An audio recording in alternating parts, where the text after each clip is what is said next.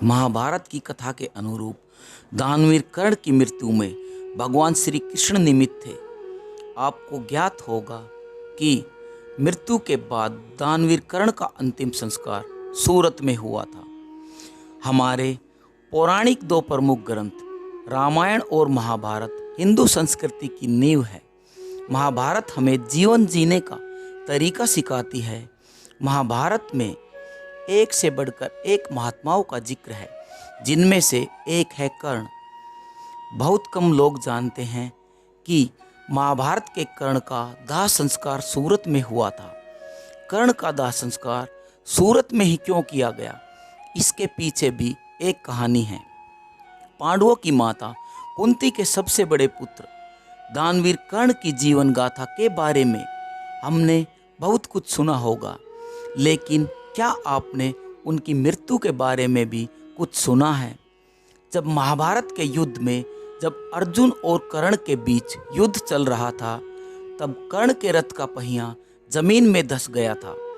तब कर्ण ने अपने पितामह भीष्म द्वारा बनाए गए नियम की चर्चा करते हुए अर्जुन से कहा, हे अर्जुन, जब तक मैं रथ का पहिया नहीं निकाल देता, तब तक तुम मुझ पे आक्रमण नहीं करोगे। यह सुनकर अर्जुन रुक गए। तब भगवान श्री कृष्ण ने कहा, हे अर्जुन, तुम रुक क्यों रहे हो, बाण चलाओ। जब अर्जुन ने कहा कि वे युद्ध नियम के विरुद्ध हैं, तब भगवान कृष्ण ने उन्हें याद दिलाया कि अभिमन्यु भी अकेले ही लड़ रहा था। तब उन्हें युद्ध के नियम का कोई ख्याल नहीं आया। क्या उन्हें याद नहीं कि जब सभागार में द्रौपदी के साथ दुर्व्यवहार किया गया था, तब नियमों का उल्लंघन नहीं हुआ था? यह बात सुनकर अर्जुन क्रोधित हुए और उन्होंने भगवान शिव द्वारा दिए गए अस्त्र से कर्ण पर आक्रमण कर दिया। अर्जुन के इस बाण से कर्ण मृत्यु के निकट पहुंच गए। जब कर्ण अपनी मृत्यु की प्रतीक्षा कर रहे थे, तब भगवान श्री कृष्ण ने कर्ण की परीक्षा लेने हेतु ब्राह्मण का रूप धारण किया और कहा, हे कर्ण, मेरी बेटी का विवाह हो रहा है और मेरे पास उसे देने के लिए सोना नहीं है, इसलिए मुझे कुछ सोना दो। तब कर्ण ने कहा कि मेरे पास कुछ भी नहीं है, मैं आपको क्या दान कर सकता हूँ। तब ब्राह्मण ने कहा कि तुम्हारे पास सोने का दांत है, इसे ही दान कर दो। कर्ण ने कहा, मुझे पत्थर से मारकर मेरा दांत तोड़ दो।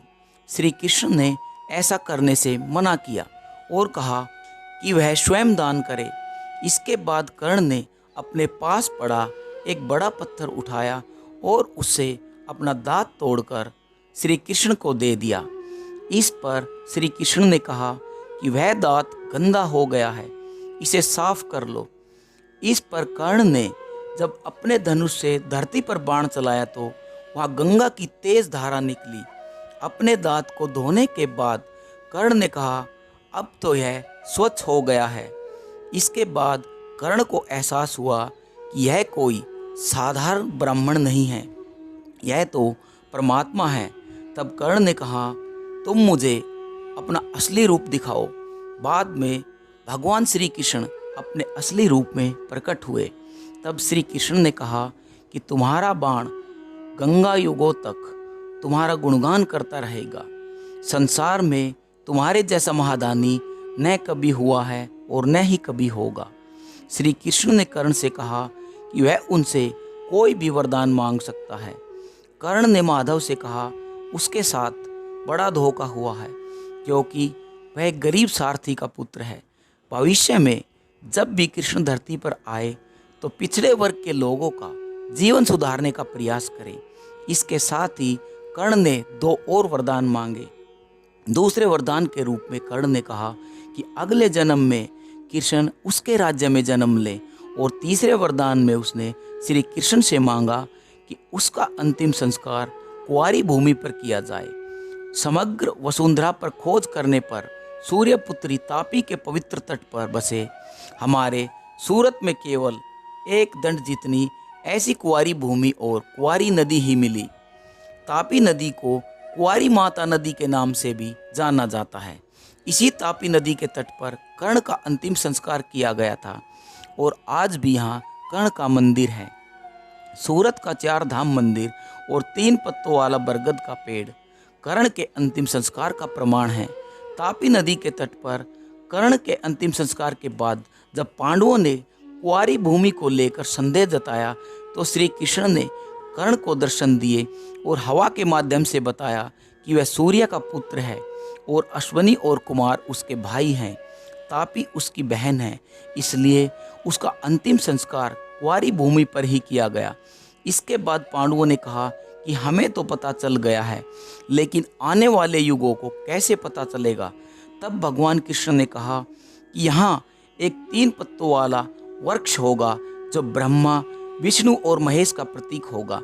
ऐसा माना जाता है कि अगर कोई सच्ची आस्था के साथ यहाँ प्रार्थना करता है तो उसकी हर मनोकामना अवश्य पूरी होती है। इस प्रकार यह वृक्ष आज भी सूरत में तापी नदी के तट पर है और इसके पास ही 3 पत्तों वाला एक बरगद का वृक्ष है, जिसे अंग्रेजी भाषा में लीफ क्लोवर के नाम से भी जाना जाता है। जय श्री कृष्ण।